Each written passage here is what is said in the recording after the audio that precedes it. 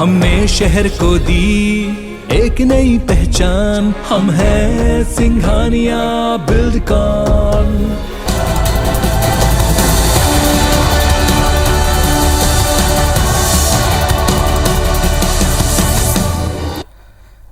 नमस्कार, इस खास बुलेटिन में स्वागत है आप सभी का। मैं हूं आपके साथ श्रवण तंबोले। आज की पेशकश में हम आपको दिखाएंगे अतरंगी खबरों का नया फ्लेवर। देखिए, अंबिकापुर में स्वच्छता को लेकर अनोखी पहल। छत्तीसगढ़ का एक गांव क्यों बना है आदर्श?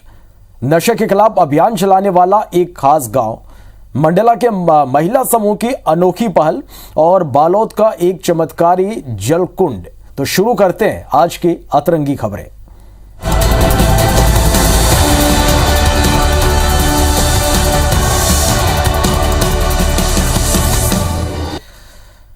तो साउथ की सुपरहिट फिल्म पुष्पा में पुष्पा भले ही झुकेगा नहीं, लेकिन नगर निगम अंबिकापुर में पुष्पा झुकेगा भी और स्वच्छता का संदेश भी देगा।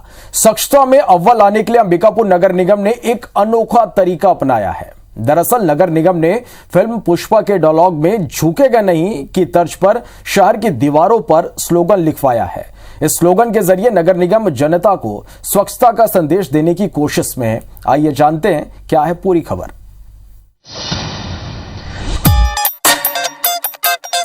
मैं झुकेगा नहीं, ये डायलॉग फिल्मी भले ही है, मगर इसकी दीवानगी कुछ ऐसी है कि इसे हर कोई अपनी अपनी तरह से इस्तेमाल कर रहा है। ऐसे में नए नए तरीकों के लिए जाने जाने वाला अंबिकापुर नगर निगम इससे अछूता कैसे रहता।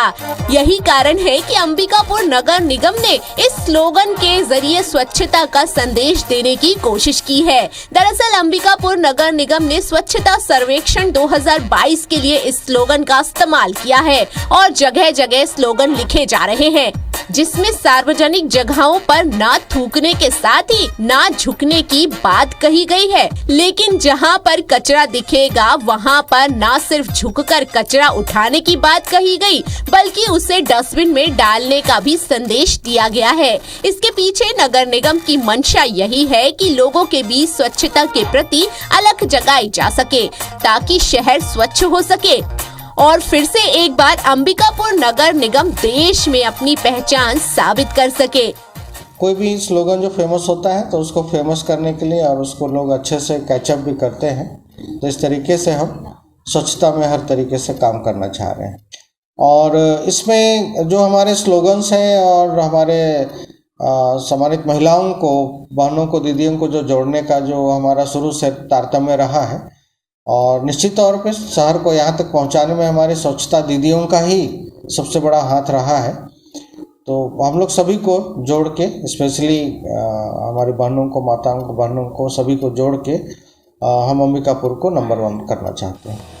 अंबिकापुर नगर निगम स्वच्छता के दौड़ में खुद को बेहतर बनाने की कोशिश में जुटा है और इसके इस अभियान में सबसे महत्वपूर्ण भूमिका सामूहिक यही कारण है कि नारों के द्वारा लोगों को जागरूक करने के साथ ही महिलाओं को और खासकर गृहिणी महिलाओं को इस अभियान में जोड़कर अंबिकापुर नगर निगम फिर से एक बार स्वच्छता की रेस में आगे बढ़ने की कोशिश में जुटा हुआ है। नगर निगम का कहना है कि सार्वजनिक जगहों पर महिलाओं के द्वारा ही पेंटिंग और स्लोगन के जरिए स्वच्छता संदेश देने की कोशिश की जाएगी और ज्यादा से ज्यादा महिलाएं स्वच्छता के अभियान में शामिल हो सके, इसके लिए स्वच्छता दीदियों की भी मदद ली जाएगी। स्वच्छता के क्षेत्र में अंबिकापुर के कई नवाचार राष्ट्रीय स्तर पर अपनी पहचान बना चुके हैं। स्वच्छता सर्वेक्षण को लेकर वर्तमान में रात्रिकालीन सफाई के साथ शहर वासियों से लगातार फीडबैक भी लिए जा रहे हैं। पिछले साल की कमियों को दूर कर स्वच्छता के प्रति लोगों को लगातार जागरूक किया जा रहा है, ताकि पहले के साल में नगर निगम अंबिकापुर ने जो उपलब्धियां हासिल की हैं, उसे और बेहतर किया जा सके। अभिषेक सोनी के साथ ब्यूरो रिपोर्ट, IBC 24 सरगुजा।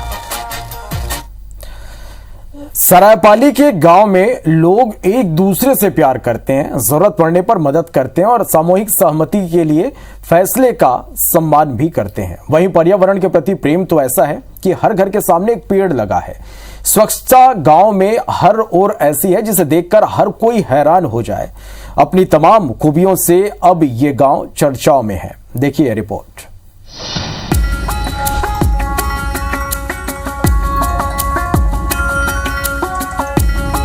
गांव तो आपने कई देखे और सुने होंगे, लेकिन अब हम आपको एक ऐसे गांव से परिचित करवाने जा रहे हैं जो अपनी खूबियों की वजह से आसपास के गांव के अलावा पूरे प्रदेश में चर्चा में बना हुआ है। जी हाँ, हम बात कर रहे हैं सरायपाली के नानक सागर गांव की। ये एक ऐसा गांव है जहां कोई एक दूसरे से भेदभाव नहीं करता, सभी को समानता की नजर से देखा जाता है। एक दिन गांव में अमीर गरीब में समानता लाने के उद्देश्य को लेकर ग्रामीणों ने बैठक की और सामूहिक रूप से यह फैसला लिया कि सभी घरों की दीवारों को गुलाबी रंग से पेंट करने पर गांव के सभी घर एक जैसे दिखेंगे। सभी ग्रामीणों ने ऐसा ही किया और पूरे गांव के घर गुलाबी रंग से रंग दिए गए।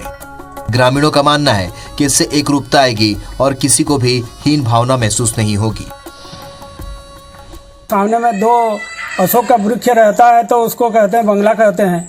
तो हमारे गांव भर में लगाकर हम लोग छोटा सा गांव, छोटा सा मकान क्यों न हो, बंगला अपन सोचकर इसको हम लोग किए हैं। गार्डनिंग शहर में करते रहते हैं तो सबके पर्ची में, सबके बरामदा में ये गार्डनिंग का दर्जा दिया गया है और सभी अपने अपने मोहल्ले में अपना अपना सुरक्षा करते हैं।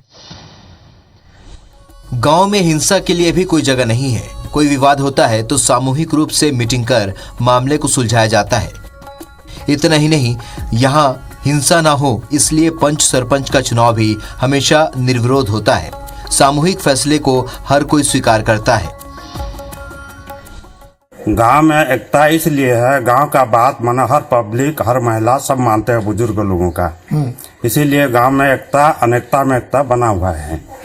और गांव में जो भी निर्णय होता है, जो भी बुजुर्ग लोग हैं, जो भी पंच हैं, उनका बात सब माने पालन करते हैं। गांव में स्वच्छ हवा लोगों को मिले, ये सोचकर पर्यावरण संरक्षण पर भी ध्यान दिया गया है। गांव में जगह जगह पौधारोपण किया गया है। साथ ही ग्रामीण घर के पास खाली जगह में गार्डनिंग भी करते हैं, जिससे गांव एकदम हरा भरा नजर आता है। गांव की सुंदरता को देखकर हर कोई हैरान रह जाता है। साथ ही कचरा न फैले इसलिए हर ग्रामीण अपने घर के आसपास सफाई करता है। जगह जगह डस्टबिन भी रखे गए हैं, जिससे कोई कचरा इधर उधर न फेंके। गांव में पर्यावरण इसलिए बनाए कि गांव की हवा शुद्ध मिले, गांव में बीमार से मत होए, कोई भी किस्म का बीमारी ना आए। और ये जो एक तो सुंदरता भी है और एक तो शुद्ध वातावरण भी है। और जो गार्डन है, गार्डन लगाए हैं हर घर गली में, हर घर के सामने में गार्डन भी है। उस गार्डन में हम लोग क्या कर रहे हैं, मतलब पानी वानी डाल के उन पौधा लोगों का मतलब आयु लंबा करने के लिए उनको पानी डालते। जब समय में इकट्ठा मानते हैं, जैसे हमारा पास त्योहार है, होली त्योहार है, नौखई त्योहार है, पुष्पनी त्योहार है, होली त्योहार, उड़िया उनके कई किस्म का त्योहार रहता है। तो उसी प्रकार के हमारे यहाँ बहुत बढ़िया सुंदर अभी चल रहा है। हमारे यहाँ की कोई किस्म का कोई तकलीफ नहीं है, सब ठीक ठीक है। वहाँ जाकर कचरा इकट्ठा करते हैं। प्लास्टिक मुक्त करने के लिए स्व सहायता समूह लोग हैं, जो महिला दीदी लोग हैं, सब प्लास्टिक इकट्ठा करते हैं और वहाँ SMW के यहाँ जमा करते हैं। गांव में कोई मेहमान आए तो उसके लिए भी विशेष वेलकम ग्रामीण करते हैं। आरती उतारी जाती है, फूल माला पहनाई जाती है और विशेष प्रकार के स्वागत में साउंड किया जाता है।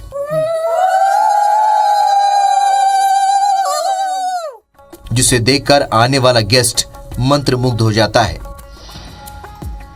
झाड़ू लगा के साफ सफाई करे था और तब वो मनाते था, मतलब आरती उतार के फूल माला पहना के पानी के लोटा ढाल था और मतलब स्वागत आरती उतार करके स्वागत करता और गाँव लाते गाँव भर के। और हमारे ओडिया में हुलुली था तो हुलुली था, संग बजा था। स्वच्छता, पौधारोपण और हिंसा को तौबा करने वाले इस गांव की तारीफ हर कोई कर रहा है। ग्रामीण भी अपने गांव की प्रशंसा से गर्व महसूस करते हैं। लेकिन ये सब हुआ छोटी छोटी चीजों पर बारीकी से ध्यान देने पर और एक दूसरे का सहयोग करने पर। उम्मीद है नानक सागर गांव के सराहनीय प्रयासों को दूसरे गांव वाले भी अपनाएंगे और एक आदर्श गांव के रूप में स्थापित करने की प्रेरणा लेंगे। भूषण साहू, IBC 24, सरायपाली।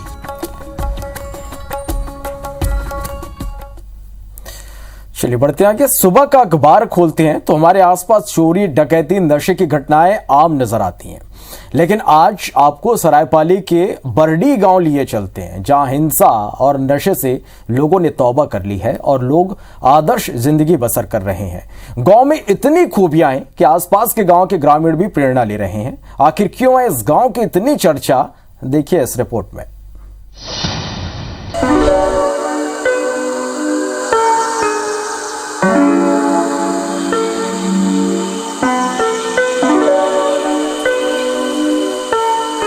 गांव तो आपने कई देखे होंगे, लेकिन स्वच्छ, सुंदर, हिंसा मुक्त और नशा मुक्त गांव आपने शायद ही सुना हो। आइए आपको लिए चलते हैं सरायपाली के बरडीह गांव में। ये पूरा का पूरा गांव महात्मा गांधी के आदर्शों से बेहद प्रभावित है। पूरा गांव नशा नहीं करता। कोई कभी नशा करके आ भी जाए तो उसे पूरा गांव समझाइश देता है, और फिर भी ना माने तो सभी की सहमति से आर्थिक या दूसरा कोई दंड दिया जाता है। हालांकि दंड देने की नौबत नहीं आती। यहाँ रहने वाले लोग नशा करना पसंद करते ही नहीं। इतना ही नहीं, हर साल 2 अक्टूबर को ग्रामीण नशा मुक्त अभियान चलाते हैं और आसपास के गांव के ग्रामीणों को भी नशा न करने के लिए जागरूक करते हैं। ग्रामीणों के इस अभियान से अब तक सैकड़ों लोगों ने नशे को हमेशा के लिए बाय बाय कह दिया है। यहाँ पर ग्रामीण स्वच्छता भी खूब रखते हैं। किसी को साफ सफाई के संबंध में बताने की जरूरत नहीं पड़ती। समय समय पर ग्रामीण मीटिंग करते हैं और ज्यादा से ज्यादा गांव का भला हो सके ऐसे निर्णय लिए जाते हैं। गांधी जी को हिंसा बिल्कुल पसंद नहीं थी और यहाँ के ग्रामीणों को भी नहीं है। गांव में हिंसा को बढ़ावा न मिले, इसलिए कई सालों से यहाँ चुनाव के दौरान प्रत्याशी खड़े नहीं हुए, बल्कि ग्रामीणों की आपसी सहमति से सरपंच निर्विरोध चुना जाता है। वैसे तो हमारा ग्राम एकता ग्राम के नाम से प्रसिद्ध है और यहाँ 2 अक्टूबर गांधी जयंती के पावन अवसर पर समस्त ग्रामवासियों की सहयोग से नशा मुक्ति का विशाल कार्यक्रम आयोजित कर लोगों को नशा मुक्ति हेतु प्रेरित किया जाता है। युवाओं, वृद्धजनों एवं सज्जनों को एक बैठक रखकर यह संकल्पित किया गया कि हमारे गांव में एवं आसपास के गांव में भी ये नशा मुक्त का कार्यक्रम जो है हमारे द्वारा ये किया जाए, और ये जन सहयोग से किया जाता है। इसमें सभी का सहयोग रहता है। महात्मा गांधी के आदर्शों पर चलने का तो ग्रामीण निरंतर प्रयास करते रहते हैं, साथ ही प्रकृति से भी ग्रामीण बेहद लगाव रखते हैं। गांव में प्रवेश द्वार से लेकर जगह जगह पौधारोपण ग्रामीणों ने किया है, जिसमें छायादार, फलदार और सुगंधित समेत कई प्रकार के पौधों को लगाया गया है, जो पर्यावरण संरक्षण को लेकर सराहनीय कदम है। यहाँ के सरपंच कहते हैं ग्राम पंचायत को आदर्श पंचायत के रूप में स्थापित करना उनकी पहली प्राथमिकता है। वर्तमान समय में हमारा गांव पूर्ण रूप से नशा मुक्त ग्राम है। गांधी जी के आदर्शों का पालन कर स्वच्छता, वृक्षारोपण, नशा मुक्त का विशेष ध्यान दिया जाता है। महात्मा गांधी के विचारों को आने वाले दिनों में बच्चे ना भूलें, इसके लिए बच्चों को समय समय पर उनके आदर्शों को बताया जाता है। साथ ही एक दूसरे का सम्मान करना सिखाया जाता है। गांव के प्रवेश द्वार पर 50 फीट ऊंची महात्मा गांधी की प्रतिमा लगाने की भी तैयारी है, जिसे लेकर आसपास के गांव में भी बरडी गांव की तारीफ हो रही है। कुल मिलाकर ये एक ऐसा गांव है जहां देश का हर एक नागरिक अपना आशियाना बनाना चाहेगा। उम्मीद है आने वाले दिनों में दूसरे गांव के ग्रामीण भी इससे प्रेरणा लेंगे। भूषण साहू, IBC 24, सरायपाली। मंडला में महिलाओं ने एक समूह बनाकर अनोखी पहल की है। वे हर महिलाओं के साथ किसी भी परेशानी में खड़ी हैं। वे उन महिलाओं की भी मदद कर रही हैं जो इन महिलाओं तक नहीं पहुंच पाती। ये महिलाएं गांव-गांव जाकर महिलाओं की परेशानी को दूर कर रही हैं। आखिर क्या है ये पूरा मामला, देखिए इस रिपोर्ट में।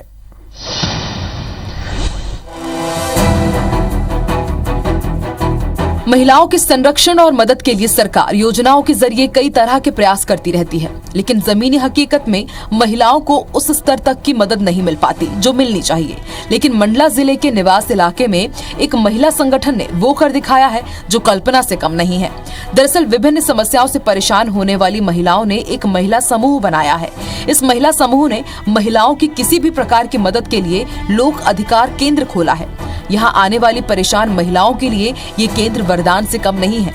इस केंद्र पर आने वाली हर महिला की हर तरह से मदद की जाती है, साथ ही उसके अधिकारों से भी उसे परिचित करवाया जाता है।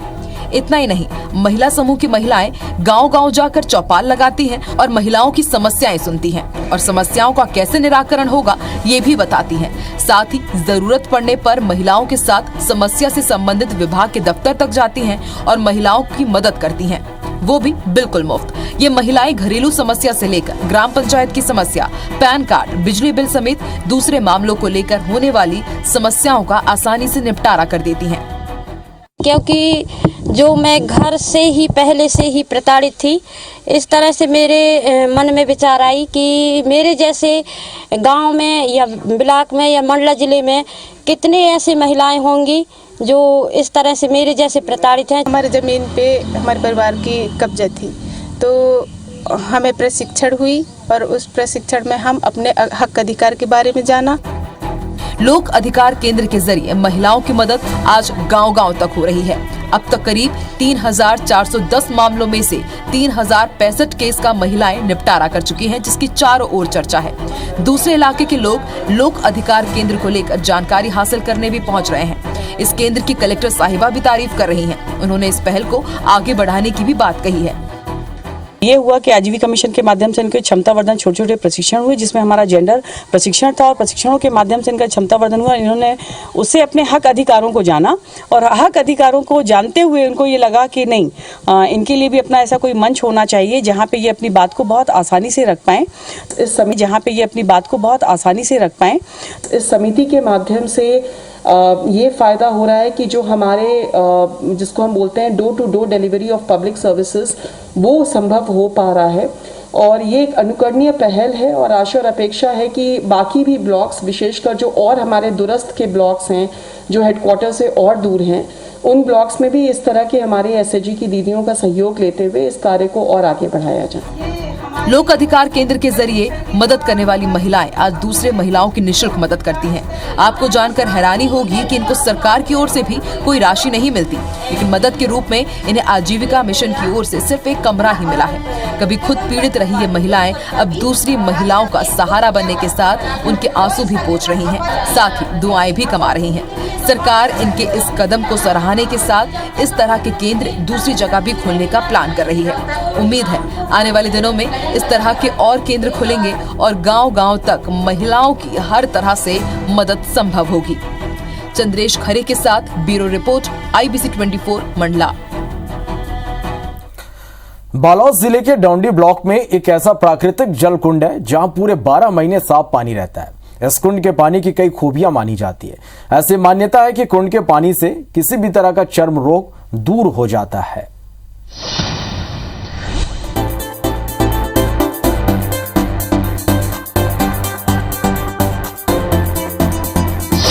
ये है बालोद जिले के डौंडी ब्लॉक का वनग्राम ओड गांव। यहाँ के घने जंगलों में स्थित है एक ऐसा कुंड जिसकी प्रसिद्धि दूर दूर तक फैली है। दरअसल ये प्राकृतिक कुंड अपने आप में निराला है। 12 महीने इस कुंड में साफ पानी रहता है। प्रकृति की भेंट माने जाने वाले इस कुंड के प्रति लोगों की गहरी आस्था है। ऐसा माना जाता है कि इस कुंड के जल से कई तरह के चर्म रोग और बीमारी ठीक हो जाते हैं। इस कुंड को अमृत कुंड माली पानी के नाम से भी जाना जाता है। ये कुंड आसपास के 12 गांवों के लिए आस्था के प्रमुख केंद्र है। पिछले कई सालों से ये कुंड यहाँ स्थित है। घने जलों के बीच में मनोरम दृश्य के साथ में एक प्राकृतिक कुंड का यहाँ उद्गम हुआ है और यहाँ बहुत मान्यता है और आस्था से जुड़ा हुआ चीज है कि यहाँ पर लोग दूर दूर से आते हैं और यहाँ के पानी की मान्यता बहुत विशेष है। कुंड बहुत ही फेमस है। यहाँ चर्म रोग जैसे बीमारियाँ का भी दूर दराज से निरोग हो जाता है आदमी। और यहाँ का पानी का बहुत ही शुद्धिकरण, यहाँ के गांव का लोगों का मान्यता है कि बहुत बड़े ऋषि मुनि ने तप करके है गंगा जल यहाँ से निकाला गया है। बताया जाता है कि कुछ साल पहले एक साधु ने यहाँ आकर शिवलिंग की स्थापना की थी और कुछ सालों तक रहने के बाद साधु यहाँ से चले गए, जिसके बाद जेठीन बाई नामक महिला इस बीहड़ जंगल में खुले आसमान और पेड़ के नीचे रहकर कई सालों तक इस स्थल की पूजा अर्चना करती रही। यह दांत खात खुजली, ये जो शरीर के जो चर्म रोग है ये सब मिटा जाते हैं।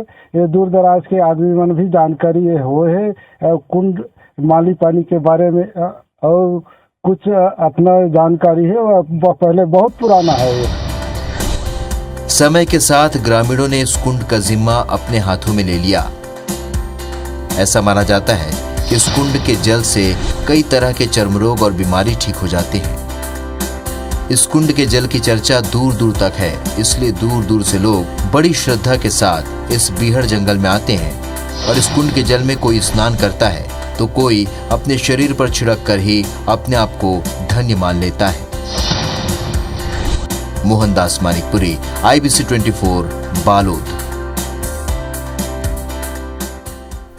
यहां रुकेंगे एक और छोटे से ब्रेक के लिए और ब्रेक के बाद आपको दिखाएंगे खरगोन के धूलकोट गांव की अनोखी परंपरा।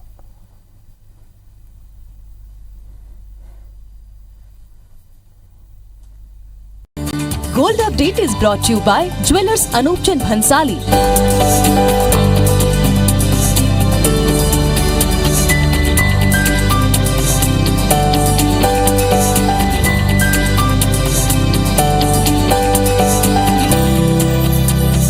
Gold update is brought you by jewellers Anoop Chand Bhansali, Sadar Bazar, Raipur.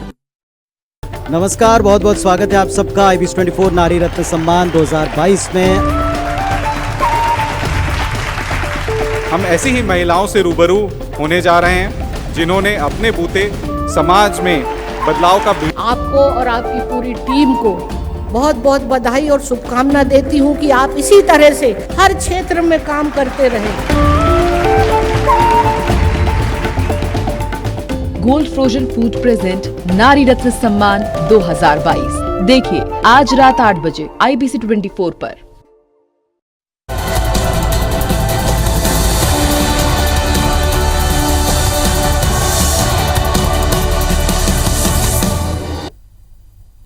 बढ़ते आगे, खरगोन के धूलकोट गांव की महिलाएं पुरुषों पर जमकर छड़ी बरसाती हैं, तो वही पुरुष भी छड़ी की मार खाने का लुत्फ उठाते हैं।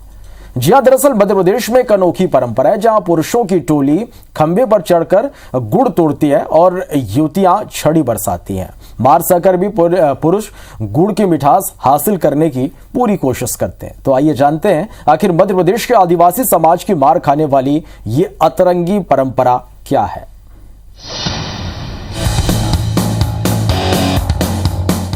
मध्य प्रदेश के आदिवासी समाज में एक से बढ़कर एक पर्व त्योहार मनाने की परंपरा चली आ रही है।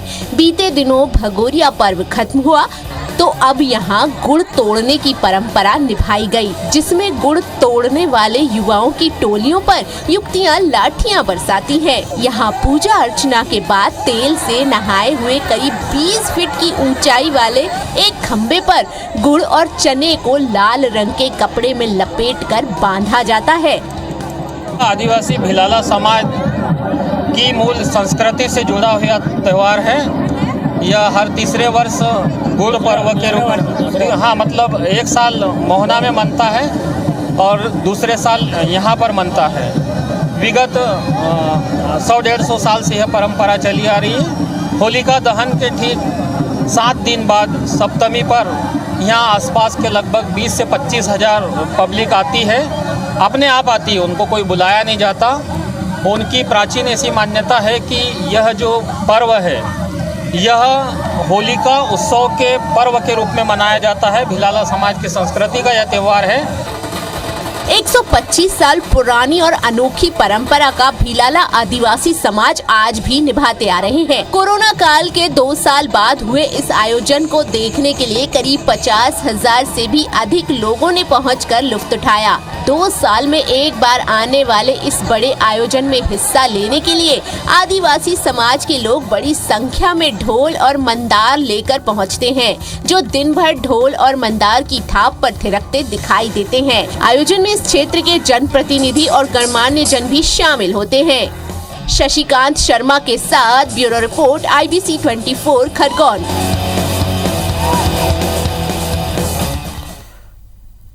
तो अतरंगी खबरों में आज के लिए बस इतना ही।